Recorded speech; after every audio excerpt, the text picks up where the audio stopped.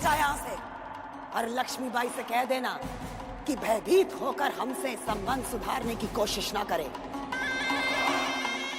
हाँ, अगर मिलना चाहती है तो रणभूमि में मिले, हम वही प्रतीक्षा करेंगे।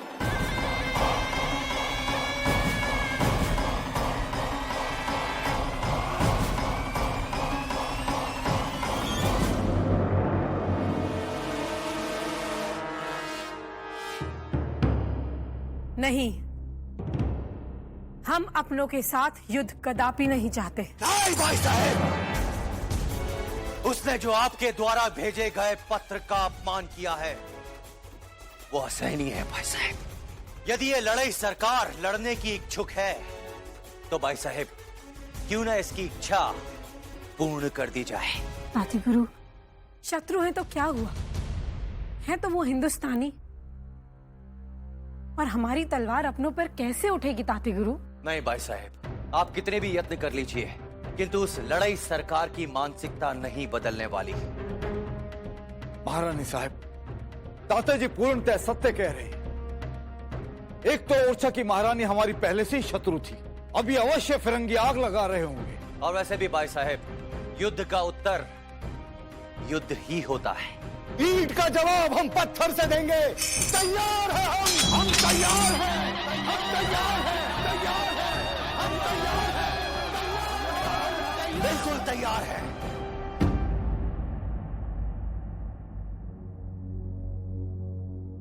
यदि कोई अहंकारी अपने अहम की तुष्टि के लिए विनाश पर उतारू हो जाए तो हमारा क्या दायित्व बनता है? यदि यही कोई और होता तो हम ईंट का जवाब पत्थर से देते, उसका अहंकार मिट्टी में मिला देते।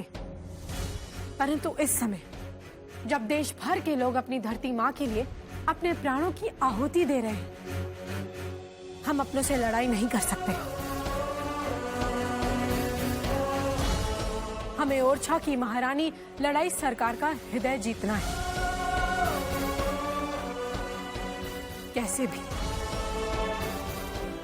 और ये हम जीत कर रहेंगे। परंतु अपनों से युद्ध नहीं करेंगे। क्षमा कीजिएगा महारानी साहब, ये कैसे संभव हो सकता है? उधर वो युद्ध की तैयारी। सब कुछ संभव है प्रधानमंत्री जी। हमारे पास एक योजना है। हम ओरछा की महारानी लड़ाई सरकार का हृदय खेल के माध्यम से जीतेंगे। खेल? खेल? कैसा खेल? भाई साहब, आप खेल के माध्यम से उसका हृदय कैसे जीतेंगी? ताते गुरु, तत्या में हर वर्ष मैत्री खेल का आयोजन होता है और इस खेल में बुंदेलखंड के सभी नरेश अपने अपने खिलाड़ियों के साथ स्वयं भाग लेते हैं। क्षमा कीजिएगा महारानी साहब, पिछले कई वर्षों से लड़ाई सरकार इस खेल का बहिष्कार करती आई, इस बार वो कैसे राजी हो जाएंगे?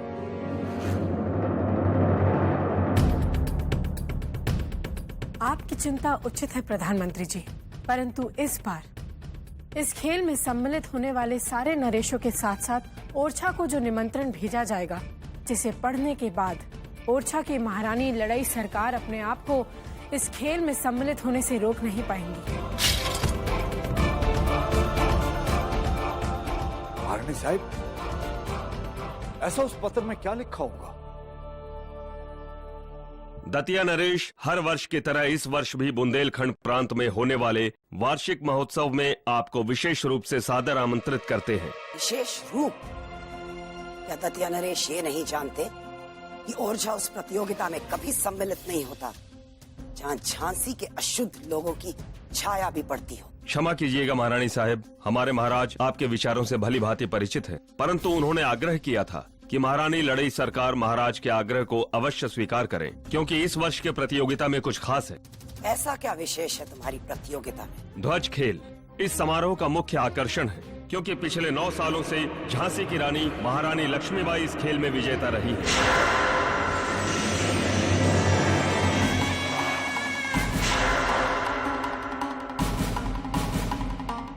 और अब तक उन्हें कोई हरा नहीं पाया। इस कारण बुंदेलखंड प्रांत की सभी रियासत उनके सामने सम्मान से झुकते हैं। और महारानी लक्ष्मीबाई के प्रति पूर्ण रूप से समर्पित हैं। उनका विचार है कि झांसी अपराजेय है, क्योंकि हमें पूर्ण विश्वास है कि यदि आप इस ध्वज खेल में सम्मिलित हुई तो रानी लक्ष्मीबाई के इस विजय अभियान को अवश्य रोक सकती हैं, क्योंकि पूरे बुंदेलखंड में यदि झांसी की रानी को कोई टक्कर दे सकता है तो वो आप ही हैं। Of course, Your Excellency. King of that year is right. I can sense the victory. I believe in science. Yes, Your Excellency. It's not only a game. अगर आप ये गेम जीत गई, सारे स्टेट्स की एलिगेंस पावर आपके favour में हो जाएगी. I believe you will win. आज ये अचरज का विषय है कि पिछले 9 वर्षों से महारानी लक्ष्मीबाई इस ध्वज खेल में विजयी होती चली आ रही थी, परंतु इस बार ओरछा की महारानी ने महारानी लक्ष्मीबाई को पराजित कर दिया। ओरछा की महारानी की। ठीक है, दत्या नरेश को हमारा संदेश देना कि ओरछा की महारानी इस प्रतिस्पर्धा में भाग लेने आ रही है और इस बार ध्वज खेल में सभी प्रांतों के नरेशों के सामने लक्ष्मीबाई का सिर हमारे चरणों पर झुका दिखाई देगा।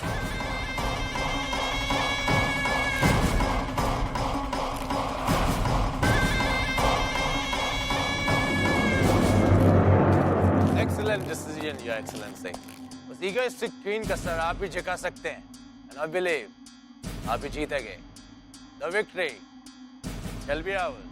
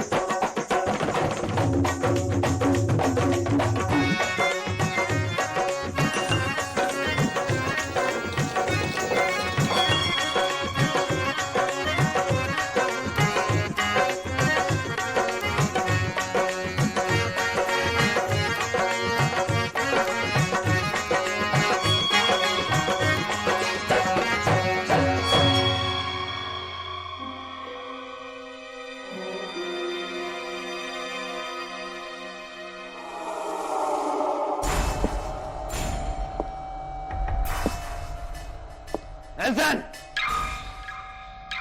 What are you doing?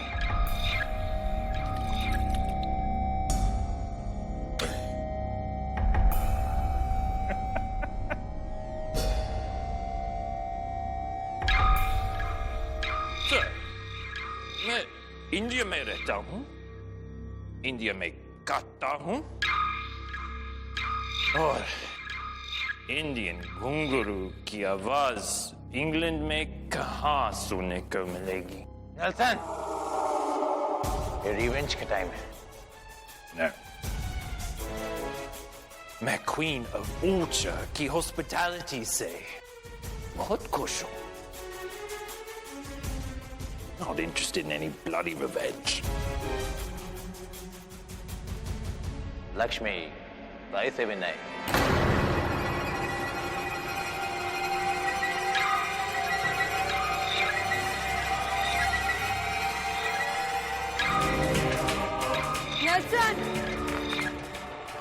परंतु एक बात ध्यान रखना, हम तुझे झांसी में भी नहीं रहने देंगे। ठीक है नेल्सन, हम तुझे नहीं मारेंगे। अब इस रेत को गिरते देखते रहो नेल्सन। तुम्हें और तुम्हारी ईस्ट इंडिया कंपनी को हम अपनी झांसी से भगा कर रहेंगे। अच्छा होगा अगर आप ये झंडा स्वयं हटा लें, ज्यादा दिन तक यहाँ लहराएगा नहीं। Who did this to you, brother? Rani Lakshmi Bai.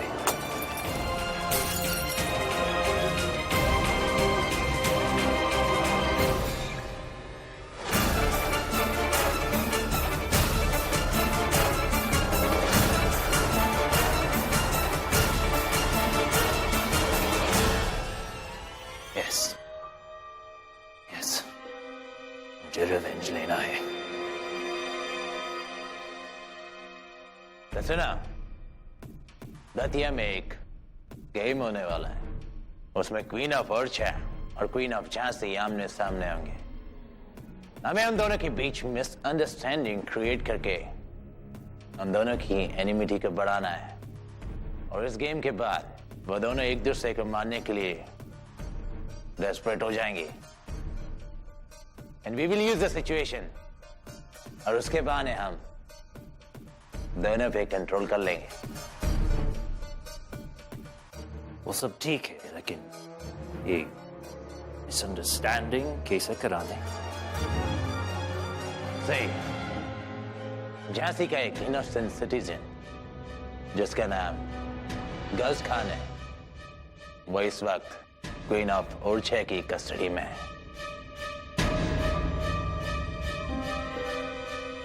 Excellent.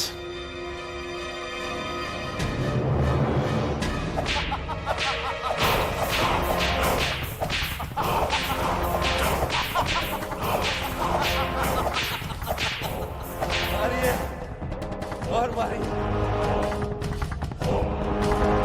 गज खान तो क्या, झांसी का बच्चा बच्चा अपने सर पर कफन बांधकर घूमता है। अपनी रानी लक्ष्मीबाई के लिए सर हथेली पर लेकर घूम रहा है। सच तो सच होता है, और सच ये है कि आपके इस चाबुकों की आवाज से मेरी सच्चाई की शिद्दत और बढ़ती जा रही है। और सच तो यह है कि आप मुझे मार ही नहीं रही, आप तो अपनी होने वाली हार की बौखलाहट निकाल रही हैं। चुप! अन्यथा अपनी जान से हाथ धो बैठेगा। आप मुझे नहीं मार सकते, क्योंकि मैं जानता हूँ ओरछा में अच्छा तोपची नहीं है, और झांसी से जंग जीतने के लिए आपको एक अच्छा तोपची चाहिए। और वो तो तू बनाएगा हमारे लिए। तू बनाएगा।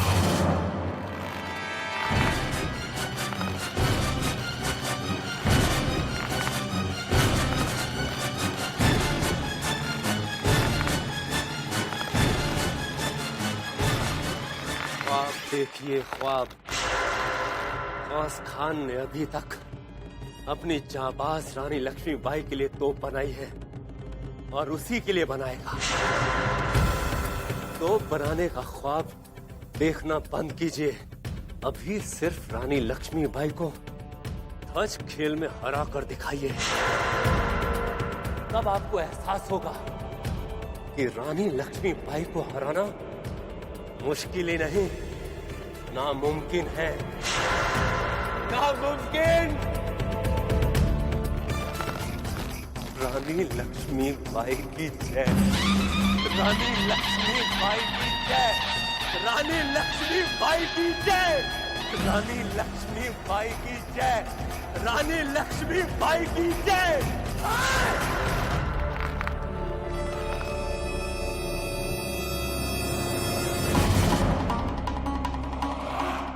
ठीक है, हम तेरी तथाकथित वीरांगना लक्ष्मीबाई का अस्तित्व ही मिटा देंगे।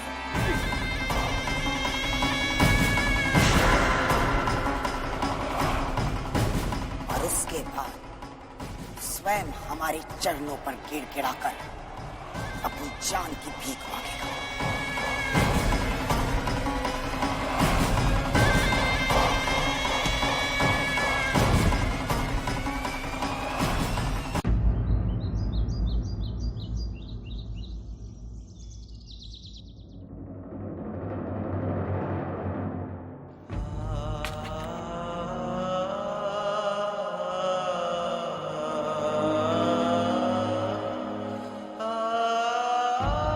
महाराज, इस वर्ष फिर से ध्वज खेल होने जा रहा है, परंतु आप हमारे साथ नहीं होंगे। हमें क्षमा कीजिएगा। ये समय खेल खेलने का नहीं है, परंतु क्या करें, जब उद्देश्य सामने हो तो खेल भी उद्देश्य की पूर्ति करता दिखाई देता है।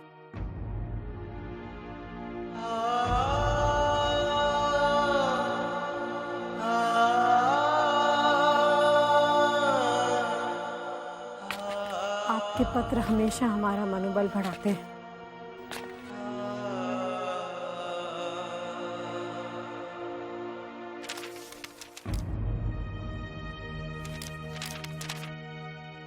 लक्ष्मी, अपने लिए तो दुनिया जीती है, परंतु एक कर्तव्यनिष्ठ राजा अपना सुख दुख प्रजा में ढूंढता है। उसका धर्म कर्म उसकी रक्षा करना है, और आप तो धर्म और कर्म दोनों को साथ लेकर चलती हैं।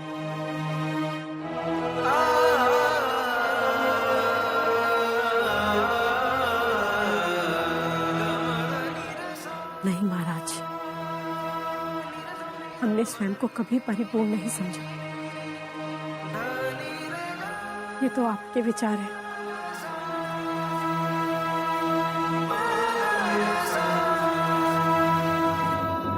ये तो बहुत सुंदर है। लाइए, हम आपको पहना देते हैं। जब भी आपका दिया हुआ हार छूते हैं, ऊर्जा का एक नया संचार प्रवाहित हो जाता है। महाराज, आज हम एक बहुत बड़ा कदम उठाने जा रहे हैं, ऐसा कदम जो हमारी प्रजा के हित के लिए साबित होगा। हमें आशीर्वाद दीजिए महाराज, शक्ति दीजिए कि हम अपने उद्देश्य में सफल हों।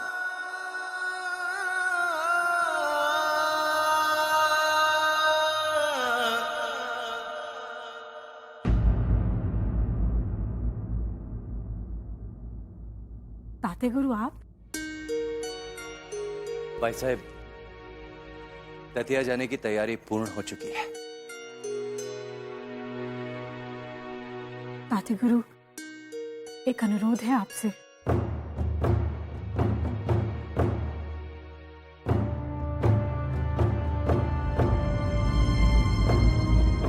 अनुरोध? भाई साहब, कुछ भी कहिएगा, कि तो हमें झांसी में रहने के लिए मत कहिएगा। हम यही चाहते हैं कि आप झांसी में ही रहें। आखिर हम भी तो झांसी आपके ही भरोसे छोड़कर जाने का साहस कर पा रहे हैं। नहीं भाई साहब, हम आपको अकेले नहीं जाने देंगे।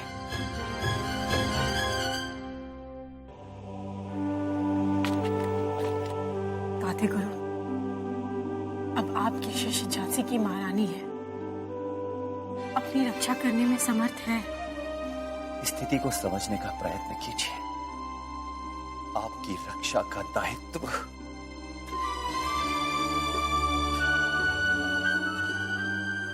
ताते गुरु, आपकी मनु अपनी रक्षा कर लेगी, परंतु हमारी अनुपस्थिति में आपको झांसी की रक्षा करनी है।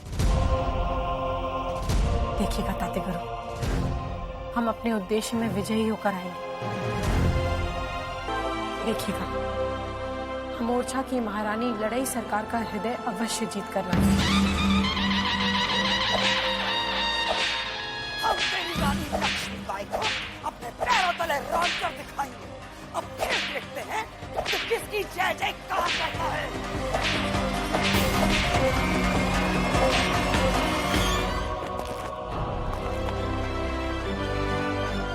जाइए भाई साहब, हमें आप पर पूर्ण विश्वास है कि आप अपने उद्देश्य में सफल होंगी।